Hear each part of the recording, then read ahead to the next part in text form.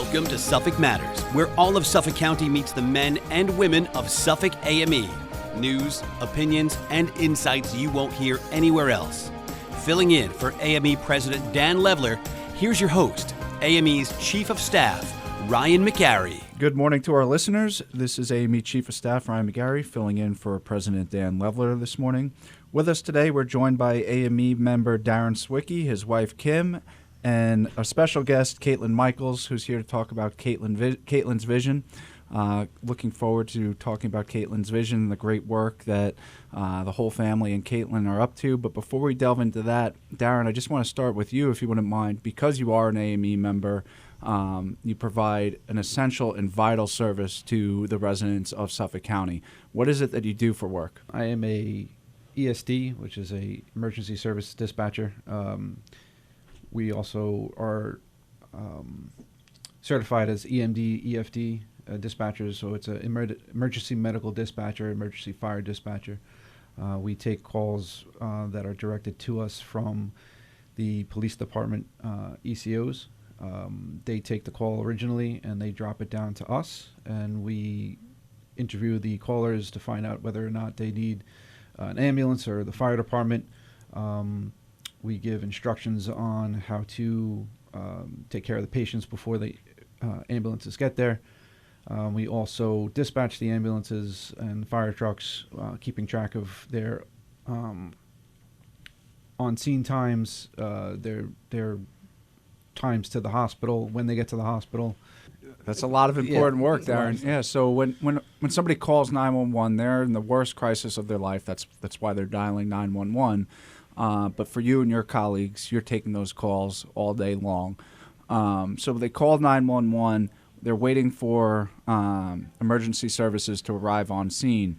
While they're waiting for emergency services to arrive on scene, you and your colleagues are the ones who are dispatching and coordinating those services. You're also talking to the caller and helping them provide, at times, life-saving information and support to a given victim. Is that right? That's correct. We give CPR instructions. We've given instructions on how to deliver babies, choking instructions, instructions on basic vomiting, how to keep yourself safe, make sure your door's unlocked. If it's a fire, make sure you're in a safe location, close the doors behind you. We try to give as much information as we can to them. Without being able to see what's going on, it makes it very important for us to stay calm, to be able to keep the caller calm and reassure them that help is coming, and that we're there to help them before they get there. Right. So you're coordinating with the help that's coming, with the help that's on the way, but you're also providing in the immediate help that they can be doing right there and then while they're waiting for those services to arrive. So extremely important work, extremely essential. Nobody wants to call 911 and not have somebody like you, Darren, on the other end of that call. So you're providing real life-saving support, and you're experiencing that secondary trauma because you're hearing the call. You're hearing somebody go through the worst moment of their life while they're on the phone with you. And that trauma, which I'm going to ask you to speak to, is part of the reason why AME pushed so hard for legislation that originally started with an AME member, Assemblyman Joe DiStefano, to get members like you, ESDs, counterparts, ECOs, and PSDs, first responder status. So can you speak a little bit about the trauma that you know is real for yourself and your colleagues, and also what that first responder status means for you and your colleagues? For me, it means a lot. I was an EMT first before I became a dispatcher. Mental health is very important to me. You do hear things that are bothersome, that do affect you. You don't realize it until you try to speak about it.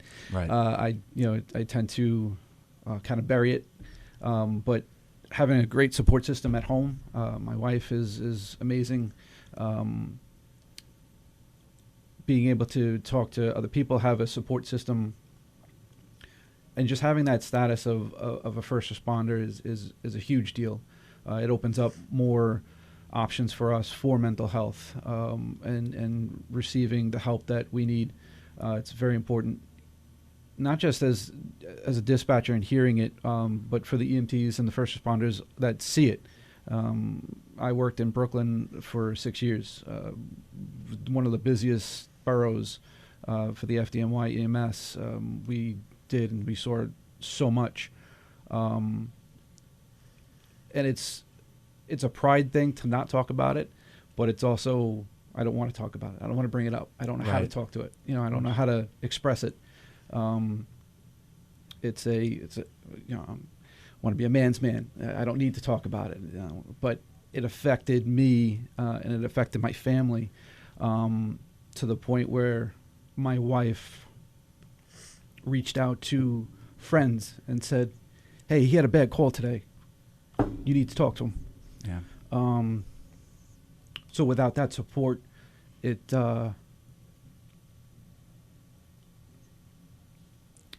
You want me to help you? Yeah. There you go, Kim. Thanks for jumping Yeah, in. sure. So having that status and what AME worked so hard to be able to get them that first responder status, if you think about it, that dispatcher is literally the first responder. They are the first person that answers that call for help. They are the first ones that deal with those callers and keep them calm, keep them patient, while also having to keep themselves calm. Because it's easy to get wrapped up in that emotion of the caller. But to be able to keep themselves calm and the caller calm as well while they're dealing, like you said, with the worst times of their lives and having to call 911. So having that first responder status means more than most people understand. When we talk about it to people and we say he finally has a first responder status, and they said, why didn't he ever have it before? 100%. He is the first responder. Him and all of these amazing men and women that work in ESD, they deserved it, and the hard work that AME did for them did not go unappreciated. No, Kim, thank you, and Darren, thank you. Yeah, we call them the first responders because that's what they are.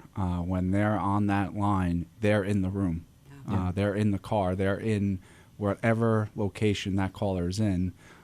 They might be sitting in the dispatching room, but they're there. They're present, and that emotion is taken through the phone line right into their heart. And it stays with them. So we are so appreciative that our members have the support network they do of both their union and families like yourselves, Kim. And we were just so proud that it was our union brother, Joe DiStefano, who originally worked with us on that piece of legislation to get first responder status for these first responders.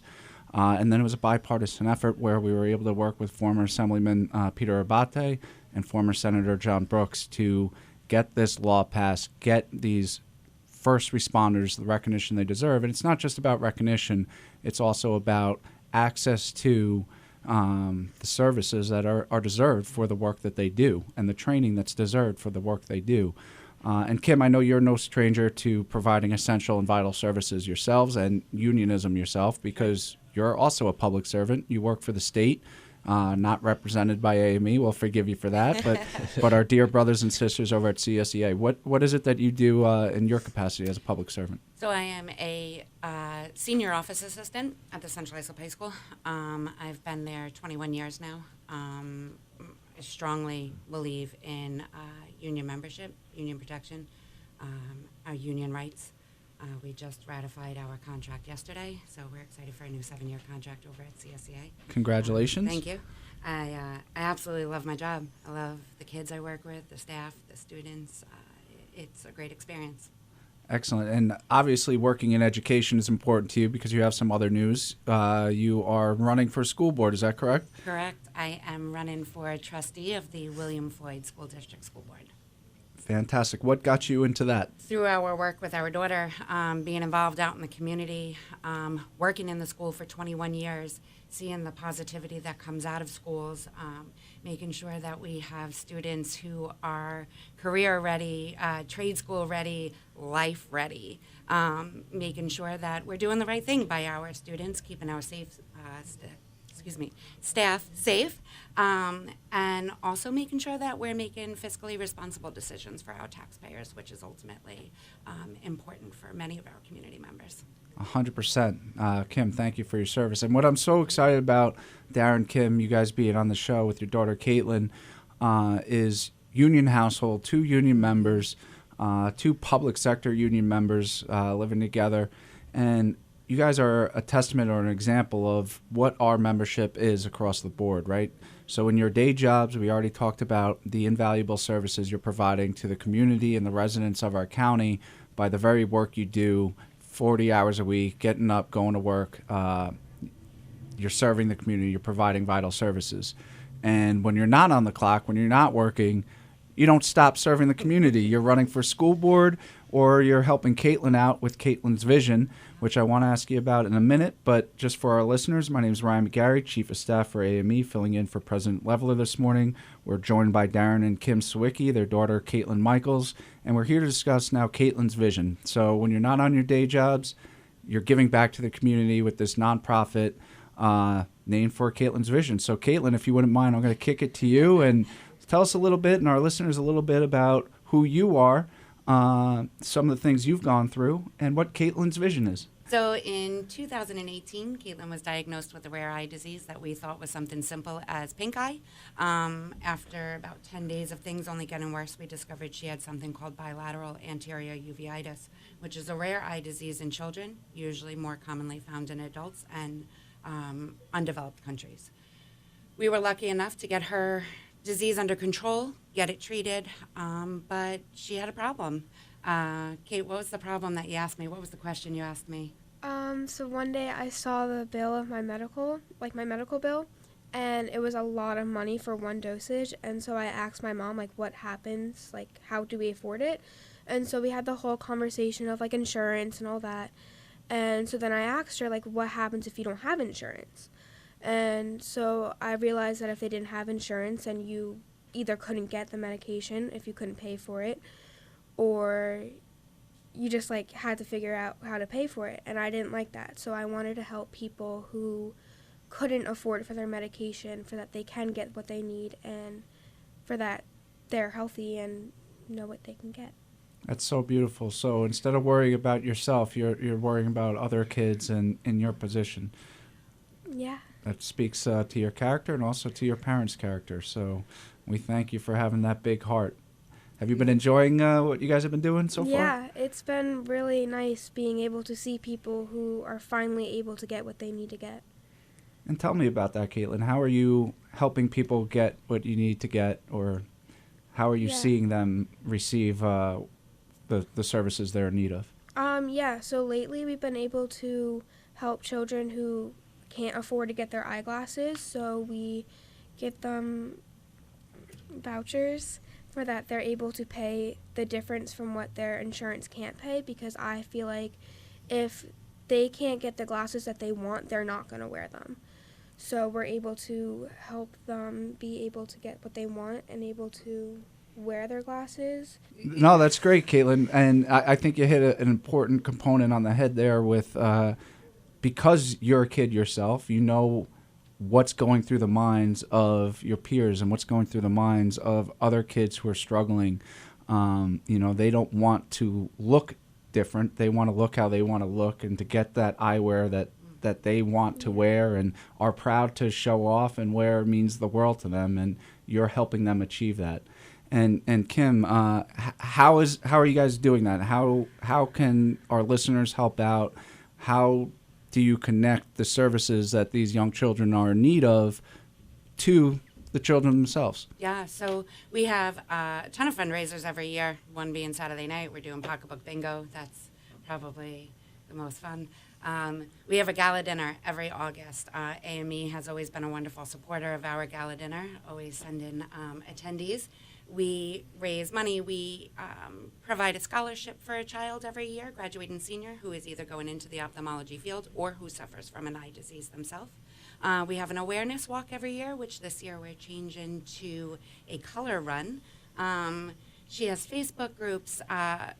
we do QCDs at the end of the year. We receive quite a few of them. We have sponsorship packages.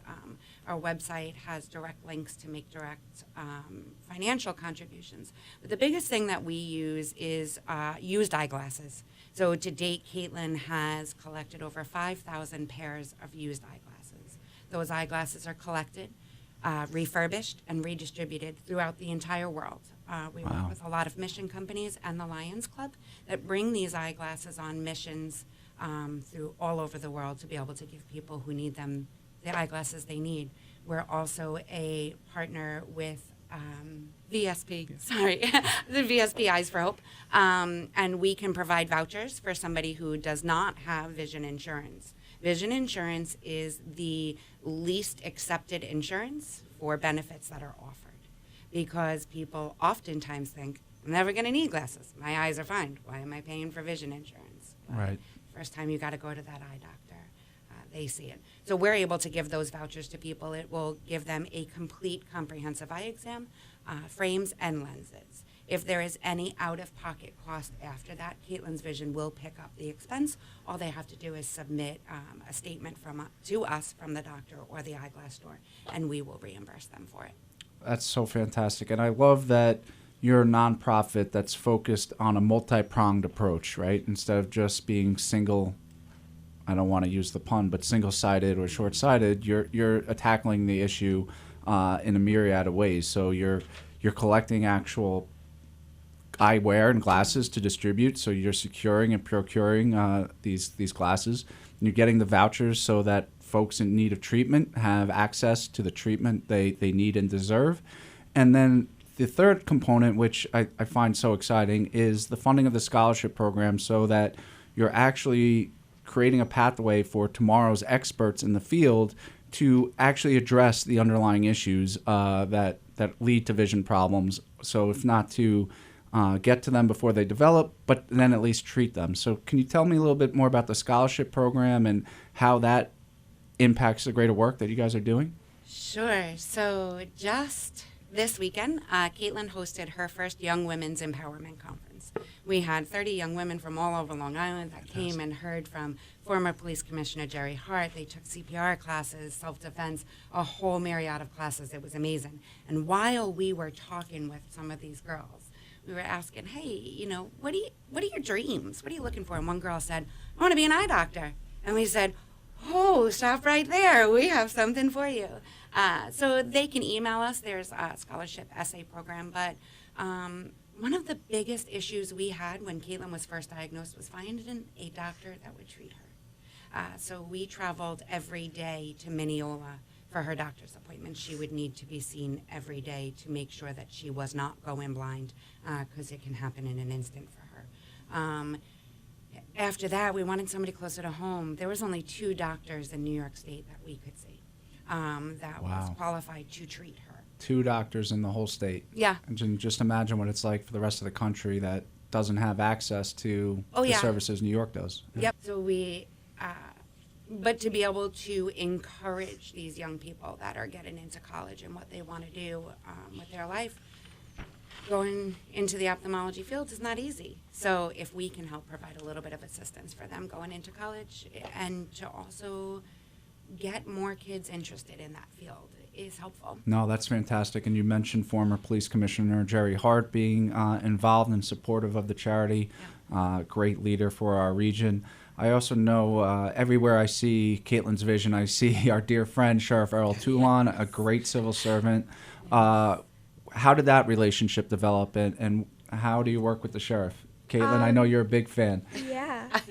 We met one day for Girl Scouts when they did open house, and I went there for Girl Scouts because they did a booth there and stuff. So I went there and I met him, and ever since then I started Caitlin's Vision, and we decided to talk to him about how to start it and all that stuff, and we played Uno. For that, we could break the ice, and sadly, he beat me. I was going to ask who won, so. Yeah, badly. Who wins every every time you play He Uno. does. Every time we meet, we always play Uno, and he always beats me. Wow, he doesn't take it easy on anyone, No. huh? And he thinks it's so funny when it's really not. It's not funny? No, it's not. What did you tell him? That we need to go to therapy because I don't think it's a healthy relationship anymore, and so we're going to therapy.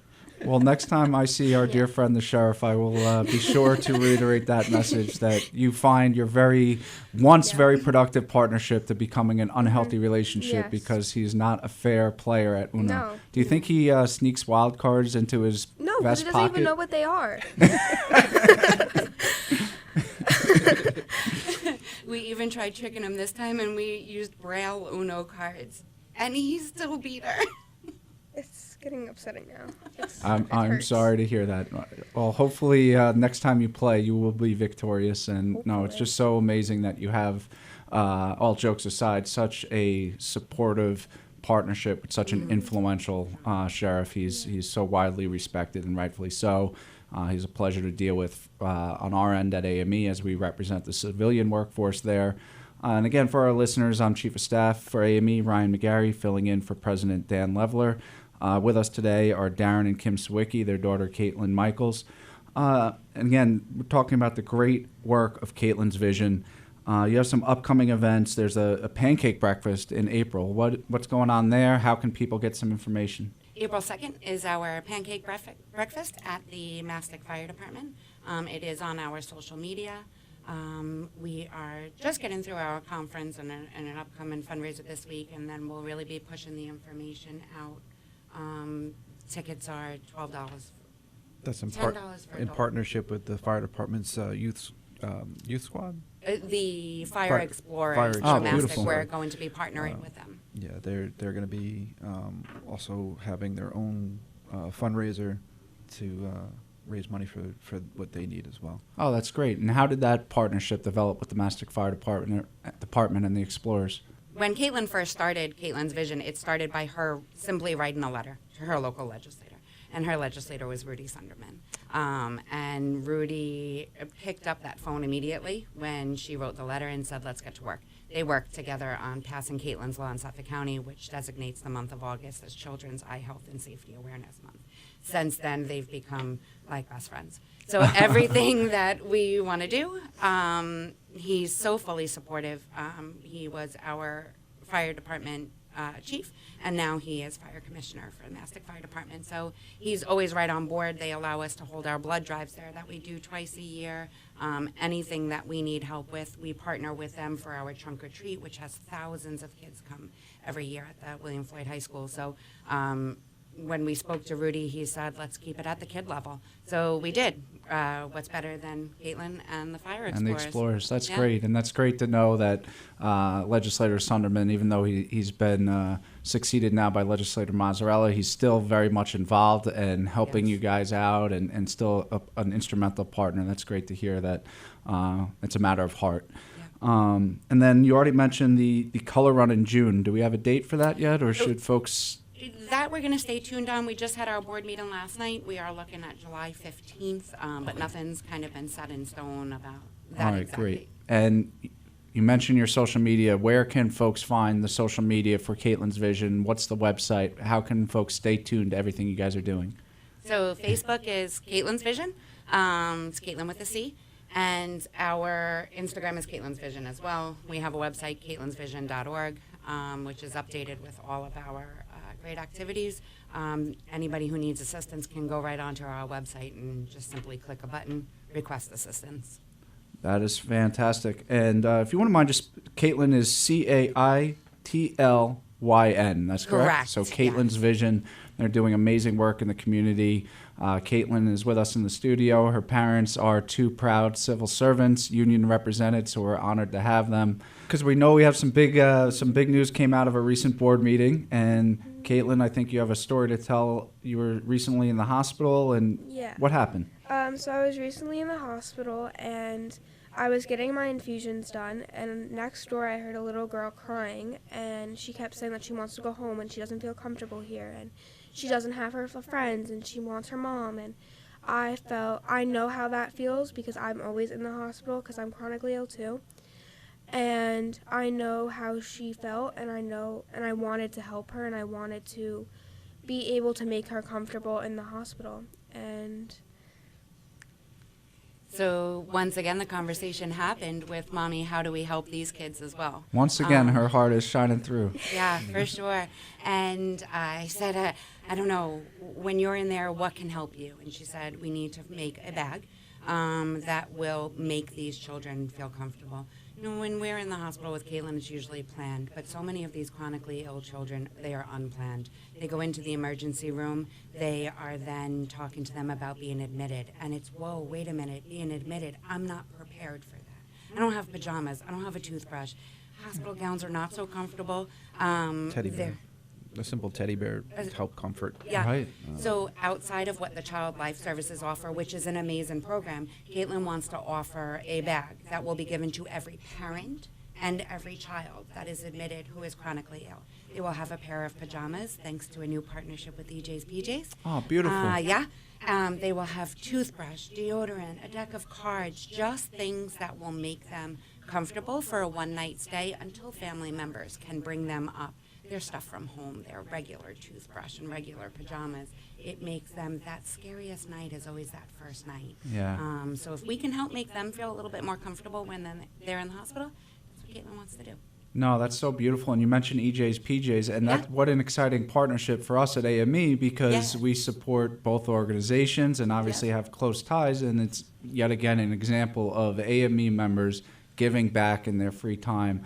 And that's why Kim, Darren, Caitlin, I want to thank you guys so much for coming in today. Again, I'm Chief of Staff for AME, Ryan McGarry, filling in for President Dan Levler. And we've been talking and having a great conversation about how our union members, our AME members, our brothers and sisters like you, Kim, and CSEA serve their community every single day, whether it's as a first responder like you, Darren, or as somebody working in a school district, Central Islip like you, Kim. You guys serve the community every single day, and when you're not doing that, when you're off the clock, you're giving back to the community. You're working and founding nonprofits like Caitlin's Visions or EJPJs, and then you're even looking to serve the community more, because I know we mentioned this before briefly, Kim, but you're running for school board. When is that vote? And it's William Floyd School District, correct? Correct, yep. William Floyd School District, running for the board trustee. And the vote is May 16th.